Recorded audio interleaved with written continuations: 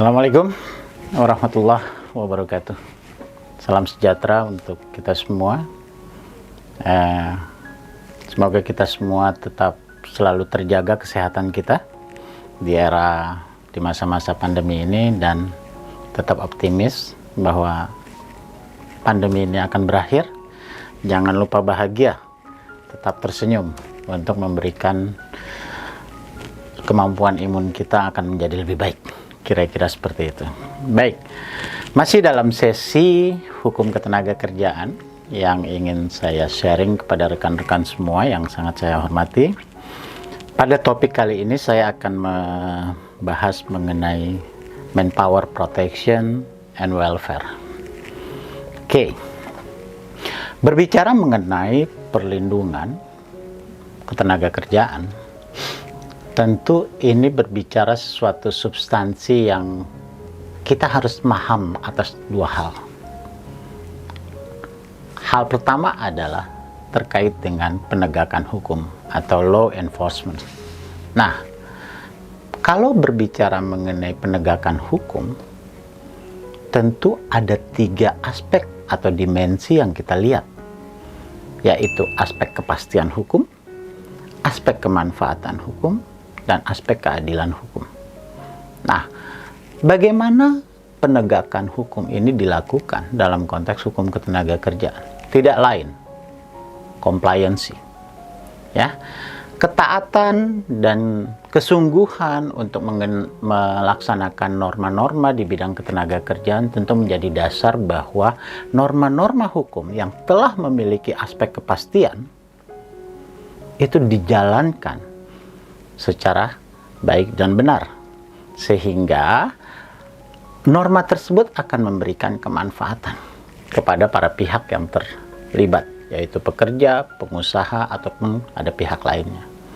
Nah, kalau sudah kita berbicara kemanfaatan dan dirasakan semua norma atau hukum positif yang berlaku di bidang ketenaga kerjaan ini memberikan sesuatu yang efficacy, maka kita melihat bahwa mungkin kita dapat merasakan perspektif keadilan hukum. Nah, jadi syaratnya adalah compliance. Tidak ada kepentingan-kepentingan atau indikasi-indikasi dari para pelaku usaha, dari para pelaku hubungan kerja untuk menerapkan siapa yang lebih kuat, siapa yang lebih tidak. Ini yang sekiranya bisa menjadikan hubungan ketenaga kerjaan itu menjadi tidak harmonis. Ya, dinamika hubungan ketenaga kerjaan itu menuntut para pihak-pihak yang berada dalam konteks hubungan kerja itu sangat harus mengerti mengenai kepastian hukum tersebut, ya, sehingga apa yang dikatakan terkait dengan perspektif kemanfaatan itu akan dicapai dan pada akhirnya akan membawa keadilan kepada semua pihak. Penegakan hukum, law enforcement. Nah, pemahaman terhadap penegakan hukum ini secara teoritis harus diperkuat. Tentu kita tidak harus memahami saja, kan? Kita harus memberlakukannya. Ya, dalam hukum itu kita mengenal bahwa kepastian hukum itu ada keberlakuannya.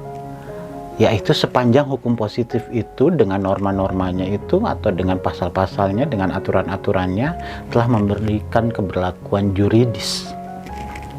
Ya, juridische Geltung kalau kita berbicara dalam konteks hal itu.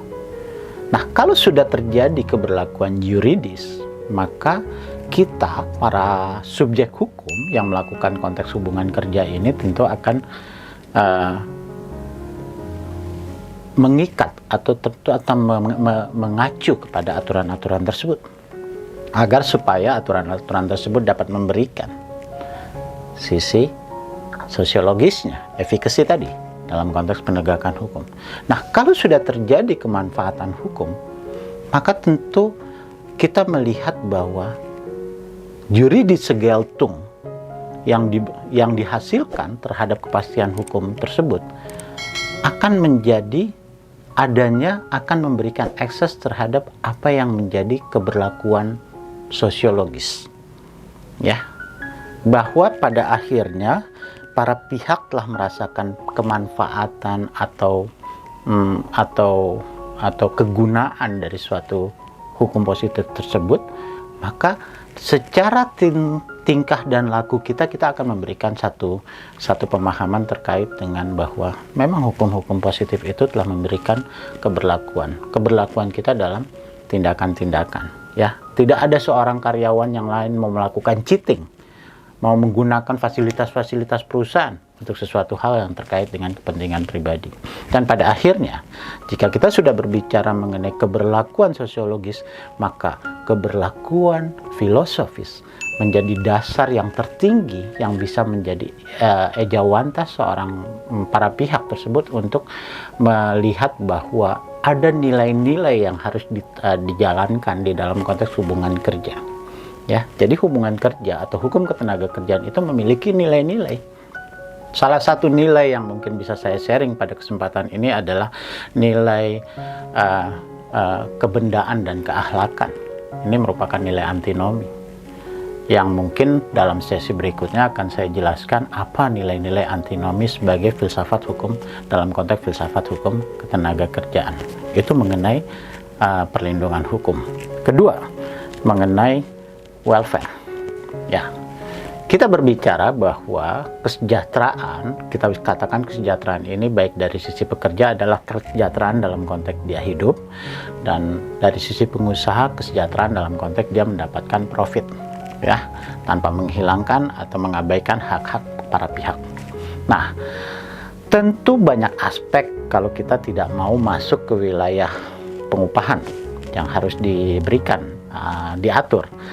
Dalam konteks hukum ketenagakerjaan, kesejahteraan ini ada yang normatif. Kita berbicara BPJS. BPJS itu adalah suatu ejawantah terhadap suatu aturan untuk memberikan kesejahteraan kepada karyawan. Nah, bagaimana BPJS ini diterapkan? Tentu mengikuti norma-norma yang berlaku.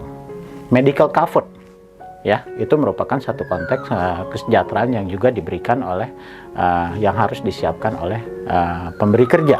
Agar supaya apa? Agar karyawan juga bisa dapat terlindungi, baik untuk dirinya, keluarganya, dan lain sebagainya. Ya, ini sifatnya welfare.